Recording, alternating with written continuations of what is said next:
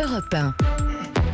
7h52 sur Europe 1, ils sont là tous les deux. Bonjour Nicolas Bétou. Bonjour Mathieu. L'opinion de Nicolas Bétou, c'est juste après Périscope avec Jean-Philippe Ballas. Bonjour Jean-Philippe. Bonjour Mathieu, bonjour à tous. La culture à 360 degrés avec vous et un anniversaire ce matin. Vous allez tous reconnaître cette intro.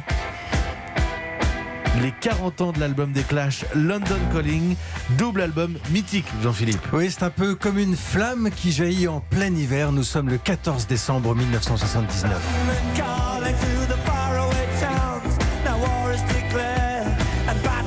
Et quel est donc ce mouvement punk qui a déferlé sur l'Angleterre et embrase le monde entier? Bah tiens, les voici justement qui débarquent en France. Les Clash, présentés à l'époque par un tout jeune journaliste rock d'une vingtaine d'années.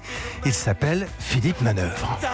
Pour commencer, on va les présenter tous les uns après les autres. À la guitare et au chant, il y a Mick Jones. Il y a le porte-parole leader du groupe qui est Joey Strummer. Et qui parle français, comme on peut le voir. Je crois que Clash est quand même assez connu au milieu de tous les groupes punk anglais pour être le plus politisé de tous. I think you've been said to be a political group. Yeah, Ok, oui, c'est vrai, c'est un groupe politique. Ce n'est pas un parti politique à gauche ou à droite, mais c'est la vie dans la rue.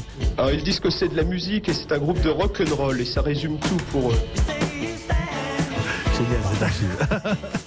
C'est la fin des années 70, c'est l'arrivée au pouvoir de Margaret Thatcher et une scène alternative, pas vraiment là pour les chansons d'amour, plutôt pour dénoncer la société. C'est un mélange de plein de choses qu'on a là, du rock, du reggae et de la jeunesse rebelle. Nous n'avons pas de talent particulier. Mais on donne tout ce qu'on a, c'est aussi simple que ça. Tu donnes tout, sinon c'est pas la peine. Ça doit rappeler des souvenirs à pas mal d'entre vous. Mais Jean-Philippe Ballas, London Calling, c'est aussi une pochette, une photo noir et blanc, le bassiste qui fracasse son instrument sur scène. Oui, on parle quand même de l'un des clichés les plus célèbres de l'histoire du rock. C'est une femme qui en est l'auteur. Elle s'appelle Penny Smith, grande photographe de la scène rock. Alors pour la petite histoire, à l'époque, elle n'est pas vraiment convaincue par cette photo qu'elle trouve un peu ratée, un peu floue, c'est vrai. Et c'est le chanteur Joe Strummer qui va insister pour la mettre en avant. Quant au bassiste, Paul Simonon, qui a fêté ses 64 ans d'ailleurs hier, j'ai dû un peu fouiller parce qu'il en parle assez rarement. J'étais énervé parce qu'on ne laissait pas le public se lever dans la salle. J'étais frustré, à tel point que malheureusement j'ai fracassé cette guitare basse.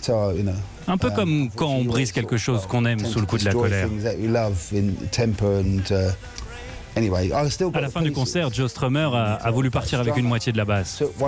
Mais je lui ai dit non, je crois que ça m'appartient. J'ai toujours cette basse aujourd'hui. Enfin, ce qu'il en reste.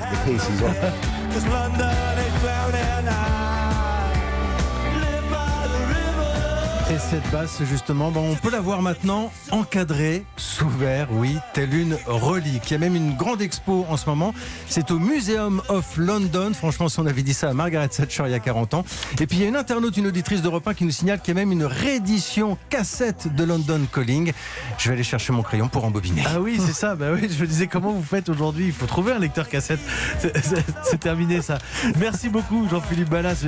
Qui n'a pas eu envie? Vous avez jamais pris une guitare ou une basse, Jean-Philippe, Nicolas Bétou, Omblin, pour le fracasser par terre? Quelle horreur. Je trouve cette scène à la fois fascinante et effrayante parce qu'effectivement, une basse, ça coûte cher. Nicolas, jamais, je crois.